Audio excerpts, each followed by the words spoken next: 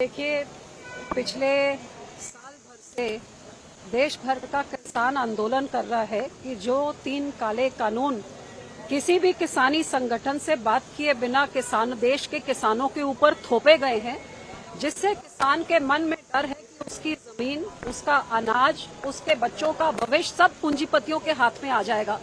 और लगातार सरकार से मांग है कि ये आप कानून वापस लीजिए और हमारे साथ सलाह मशवरा करके आप ऐसा कानून लाइए जिससे हमारा भला होता है। लेकिन अफसोस इस बात की कि साल भर से सरकार ने किसानों की एक भी नहीं सुनी और अब तो ये हालात हो गए कि साल भर से उनकी आवाज को चल रहे हैं, अब शरेआम किसानों को ही कुचलने में आ गए हैं। चाहे हम देखें कि कैसे लाठियों के साथ हरियाणा में क्या व्यवहार हो रहा है, दिल्ली के बॉर्डर में क्या व्यवहार हो रहा है, कुछ दिन पहले राजस्थान में लाठियां खाई, यहाँ तो गाड़ी के साथ मंत्री का बेटा कुचल दे। जो मंत्री 5 दिन पहले एक भरी सभा में कहते हैं कि हम इनको सबक सिखाएंगे, सुधर जाएं, तो वो घर में अपने परिवार के बीच में और बेटे को क्या कहते होंगे। और अब सारी वीडियो सामने आ गई कि कैसे तेज रफ्तार से पीछे से आके गाड़ी ने किसान को कुचल डाला।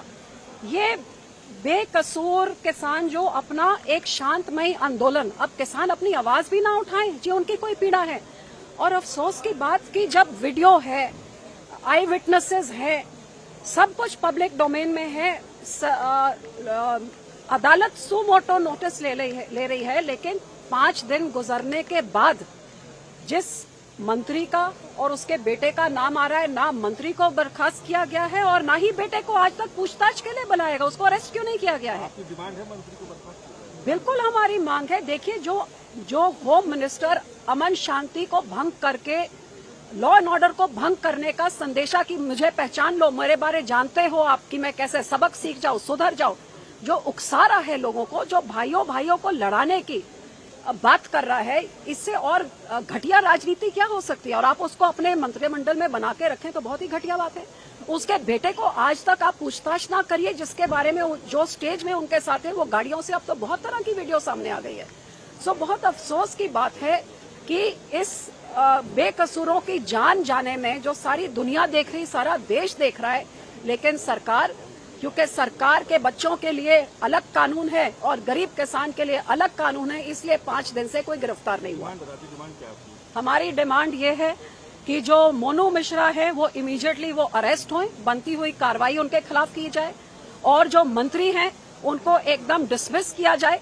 और ये जो निहत्थे बेचारे गरीब, जो बेकसूर गरीब किसान, नौजवान बच्चे चले गए हैं, कई सारा जो नुकसान हुआ है 8 जानों का, उनका पूरा मुआवजा दिया जाए, उनको सरकारी नौकरी भी दी जाए और हर तरह से सबसे पहले वो चाहते हैं इंसाफ देना चाहिए ताकि ये हरकतें बार बार ना हो। क्योंकि कहीं पे हरियाणा के मुख्यमंत्री उकसा रहे हैं लोगों को कि लाठी उठा लो, यहाँ यूनियन मिनिस्टर उकसा रहे हैं लोगों को कि सबक सिखा दो, तो ये देश को कहाँ लेके जा रहे हैं? कितना बांटेंगे आप देश को?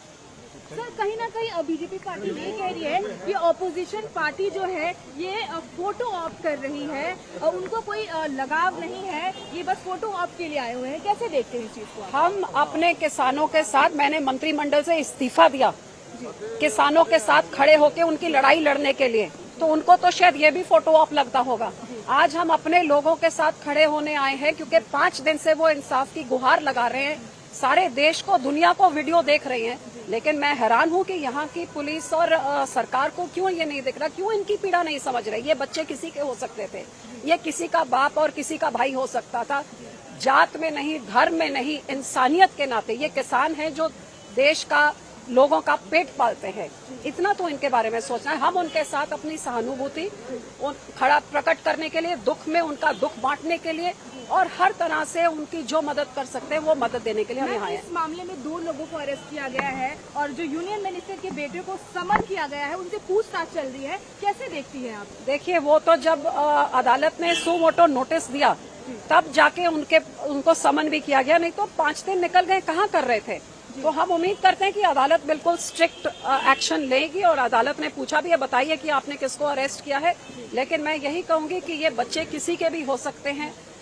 हम इन चीजों को, ये इस तरह के जो वायलेंस है, इसको रोकने के लिए हम कदम उठाएं और एक संदेशा दें कि ये बिल्कुल सरकार बर्दाश्त नहीं करेगी।